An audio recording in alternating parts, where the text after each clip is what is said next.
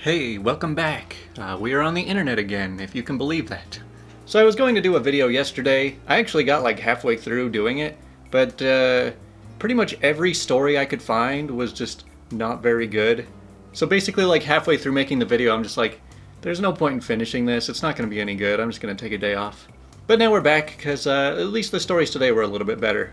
Starting with, make my life hell at multiple jobs? I'll get you fired. So in the early 2000s, I worked for an overpriced CD store. I really liked my job, aside from one coworker, Karen. We just didn't get along. I made the best of it, but she was a borderline bully. Of course she gets promoted to key holder and proceeds to turn into a full-blown power trip bully. She made my life hell, and a job that I previously loved I couldn't stand anymore. I made a formal complaint that made its way to HR, but I was done working there, which was her goal. Of course, when HR investigated my claims, they found she and the assistant manager were dating. Oops. And she was moved to another store, since fraternizing was against policy. Apparently she didn't like that store and quit. A few months later, I was happily working at a defunct bookstore. And who gets a job at the defunct bookstore at another mall? Karen. So over the next few months, she proceeds to do little things to annoy me, like hanging up when I would call their store for a customer, or leave me on hold forever. Of course I would get in trouble for not effectively handling the customer with their needs. So for the revenge. About 6 months into the job, I heard through the grapevine of the store gossip that Karen had been injured in a car accident. Apparently she had hurt her back and went on medical leave. She couldn't stand for more than 10 minutes at a time without excruciating pain. She was on indefinite leave, and her store could not hire anyone to replace her while on medical leave, leaving them short-handed, and I knew her manager was really annoyed after a few months. 2 months later, a few friends of mine and I decided to go play pool. A former coworker, Rick, from the overpriced CD store was there. He says, "Man, too bad you weren't here last night. It would have been a reunion. Karen and the assistant manager were here playing pool." I say, "Karen was playing pool?" He says, "Oh yeah, they come in every Wednesday night." I say, "Really? That's interesting. Every Wednesday, huh? How long has this been going on?" He says, "A few months now." Yes, for the entire time she was on medical leave, Karen was out playing pool once a week, not at home in debilitating pain like she claimed. The next day I went to her defunct bookstore and asked to speak to the manager. I told him all about her weekly pool sessions and encouraged him to be at the pool hall the next Wednesday night to catch her in action. That Thursday, she was fired. The last time I saw her, she and her friends were attempting to follow me home from work. I called the police and led them to the police station, where they told her to leave me alone or be arrested. She stayed away from me after that. Well, sounds like at least you really won the long battle with her. You know, coworkers are probably one of the worst types of people to be enemies with, because they're people that you usually have to work with and try to cooperate with on a regular basis. I guess that's why so many of these stories are about crappy coworkers. But now we've got, "You need to return the company car by 4 p.m. Sure thing, boss, I can do that. So this is not my story, but my cousin's, who doesn't have Reddit, so I'm the lucky one to tell it to you guys. Also, this story's about 5 years old and he doesn't work for them anymore. So my cousin worked as a driver for a big retail company, so he's basically the guy with the white van that transports merchandise between warehouse and the stores. Because of the needs of the job, each driver serves more than one shop. He routinely ends up not finishing his route by home time, which is supposed to be at 4, so all the drivers get to take the vans back home so they don't have to take the van back to the base. This was normal and all the drivers did this, which saved a lot of time and money for the company. One of the drivers won the national lottery, several million euros. He resigned on the spot and told the boss if the company wanted the van, they needed to go by his house and pick it up. The CEO found out about this, so in order for this not to happen, he ordered the drivers to have the vans to the warehouse by 4, or face the consequences. Which basically meant lose your job. The drivers tried to argue, but the big boss was relentless. All the drivers agreed to comply to the letter. So the next day, my cousin does his rounds, but in order to take the van back by 4, he doesn't have time to do the last store. Also, he was late for the first delivery the day after, as he had to pick up the van from the base, and do the delivery he didn't have time for the day before. Also, on the day number 2, he didn't have time to deliver to 2 shops, as he had to take the van back by 4. In 2 days, all drivers were running late, and store managers were extremely unhappy, as they couldn't restock on time, and complaints started to flood the management. Realizing that for this to work, he needed more drivers and more vans, he quickly retracted the order via local management, and things went back to normal. The saga lasted for 2 whole days.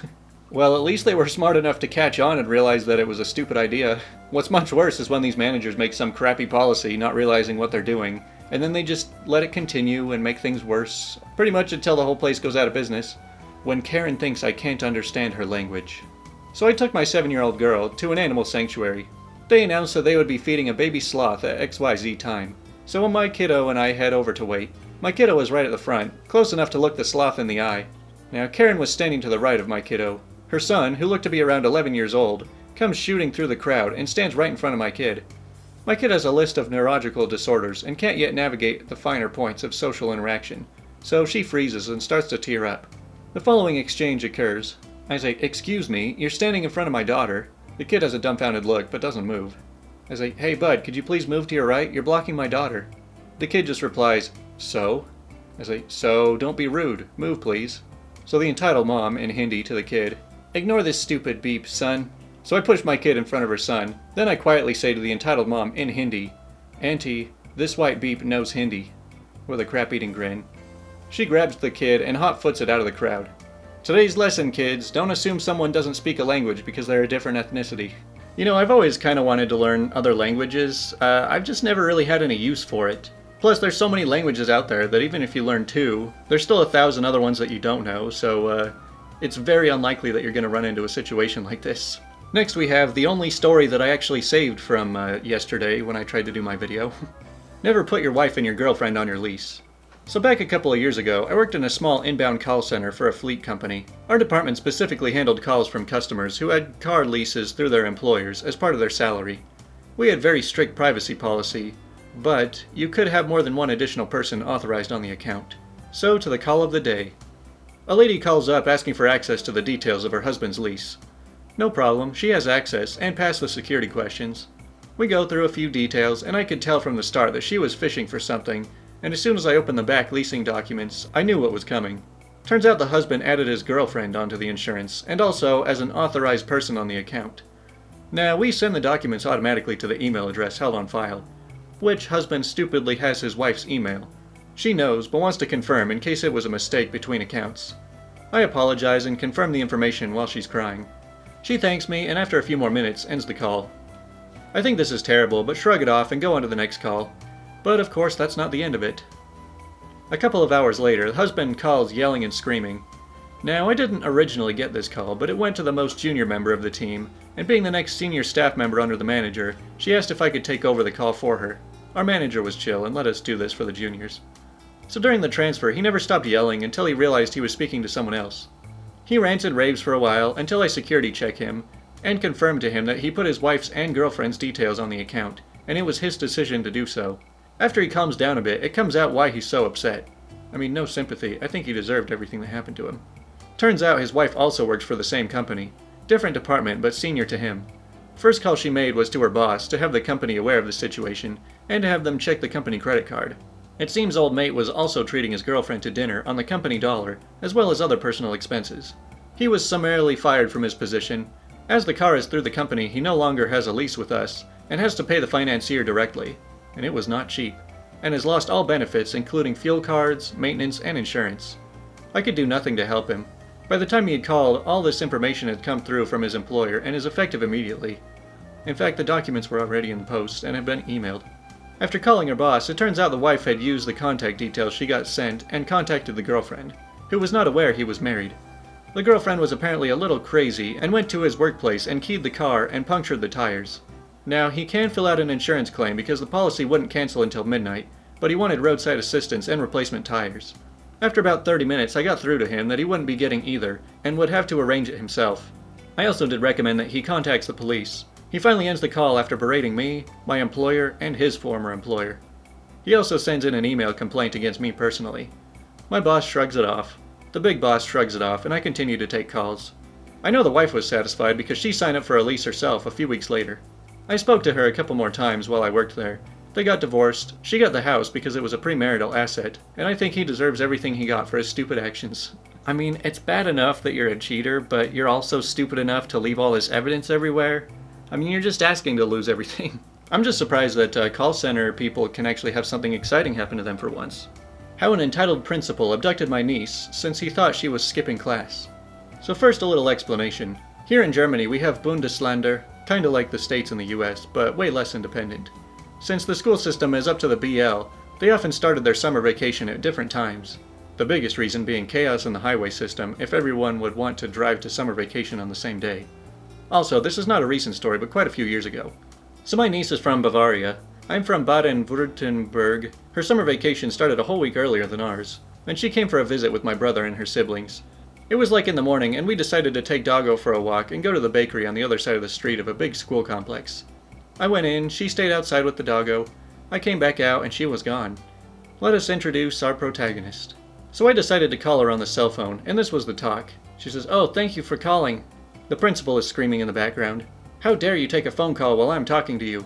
You are in enough trouble for skipping class." As I later found out, he ripped the phone out of her hands and must have hung up.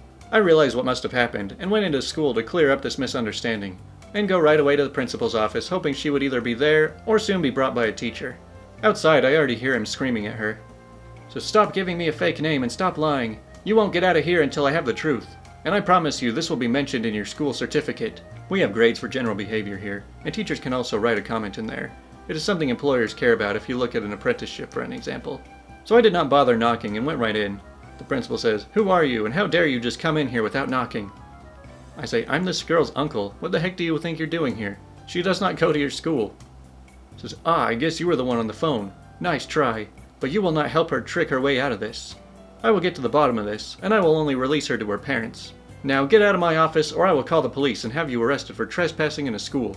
Schools are protected places, so you get in way more trouble here for trespassing than usual. I say, "I will stay right here to protect my niece from your crazy self. And calling the cops sounds like a really good idea. After all, you've abducted my niece." So I did the call and just told the police that my niece got abducted and to come to the principal's office ASAP. The principal says, "Do you really expect me to believe your fake phone call?" Then he started to shout at my niece again, who was in tears by now. I say, "Stop freaking shouting at my niece. You will not address her till the police is here, or I will shut you up." He says, "That is it. I'm calling the police now, to have you arrested and finally find out her real name." So he called the police, only to find out that I actually did call the police. Suddenly, he was not so sure anymore, and you could tell the cogs in his head were finally starting to turn. About 5 minutes later, the police finally arrived, and they asked us separately. Here is roughly what my niece told the cops. She was waiting outside the bakery when the principal came unto her like a bat from hell. He screamed at her that he is really fed up with people skipping school the last week before vacation starts, and will make an example out of her. Before she could get a word in, edgewise, he grabbed her by the arm really hard enough that she got a bad bruise for over a week. And that is what started to get him into real trouble. The cops also took her data and confirmed that she is from Bavaria, then asked us if we wanted to press charges, and I just said throw the book at him. The principal heard the police saying press charges, and suddenly realized that he was in real deep crap. So he came over. He says, "Hey, this is just a misunderstanding. You have to understand, I have to be strict with people skipping school." I say, "If by strict you mean assaulting a 12-year-old so badly she has a handprint from you on her arm that will create a huge bruise?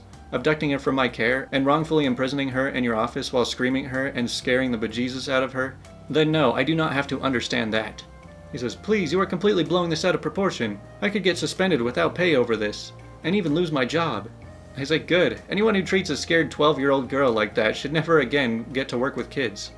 So in the end, he really did lose his job, and I'm very glad he did. During the investigation, it turned out he was a sorry excuse for a teacher who belittled kids, who always took the teacher's side no matter how wrong they were, and even had slapped kids on several occasions. He went to court for assault and attempted abduction, plus wrongful imprisonment, plus a few more bodily harms against students. He lost his job and pension, got 2 years on probation and 500 hours community service, with the stipulation it could be nothing that involved kids. He was also forbidden to ever work with kids again. Well then, that was a pretty unorthodox I Don't Work Here Lady story, but at least we got to finish it with pressing charges. I know we all wish that the terrible people in these stories got punished more. But now let's just move on to a quick question of the day to finish off the video, which is, what are signs that someone thinks they're cool but are actually huge losers? When they talk about how much money they have or have spent on things repeatedly. So you mean like YouTubers? If someone puts too much emphasis on 1 or 2 achievements from 10 years ago and doesn't shut up about them, that's a sign they're not cool. Alternatively, if someone makes fun of people in their friend group too often about things that happened 10 years ago, that's a sign they're not cool. If you only ever talk about things that happened 10 plus years ago, you probably have a pretty boring life right now. A genuine inability to take personal responsibility for how their actions affect others. Hey, just keep playing the defense and act like you're always the victim. So I have a coworker who is obviously very insecure and jealous of truly confident people. It becomes clear pretty quickly that he wants to be seen as this macho guy whenever he described arresting someone and ground and pounding them like it was the UFC. There was just something about the way he said it, making noises to emulate the supposed punches and elbows he landed. I feel like people who are truly secure don't feel the need to tell and make up such an elaborate story that makes them look cool. You know, that's true for a lot of things, actually. Like, the smartest people in the world don't like to brag about how smart they are because they realize that it kind of makes them look stupid. And the nicest people out there are usually not the ones to brag about how nice they are. Posting every second of their life on social media. If curating an online persona is all you do, you become that annoying person who is always on their phone and never looks like they do in their selfies. You know, I've been like so detached from regular social media for so long that I almost like forget that people do this. I mean, I still use Facebook, but whenever people go on about how much they hate Facebook for reasons like this, I'm just like, I thought all it was just a bunch of meme pages. Bragging about their IQ or GPA. Yesterday, I encountered a woman whose Twitter bio specified that she had a law degree and a 4.0 GPA. She's a self-published author and looks to be in her 40s, so presumably she hasn't been in school in a bit. Reminds me of Uncle Rico reminiscing about how he almost took state. Yeah, going back to the whole IQ thing, I really hate it anytime anyone talks about IQ, like ever. It's like such an arbitrary identifier. It really doesn't say much a lot of the time. And people take like an online test and get like a 200 score, thinking that it's actually correct, and then they just go with it.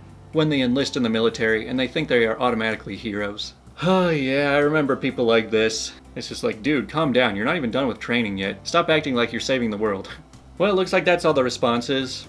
I figured I would address, a lot of people seem to think that I'm just like miserable doing these story videos. It's not necessarily that I hate them, it's more just that it's kind of annoying that my channel just feels like it's so locked into one subject, and anytime I make a video outside of, you know, r/EntitledParents stories, then it just does not get recommended to pretty much anybody. And while yes, sometimes I feel like these stories do get a little repetitive, I think that I might just start putting more emphasis on the Ask Reddit part of the video, like maybe do 2 regular stories and then like a really long Ask Reddit portion. It all just kind of depends, because like I've said before, it's not always easy to find a good question of the day. Sometimes like these ones, there's only a few short responses, whereas others, there's a whole bunch of people telling long stories where I can make a whole video out of it.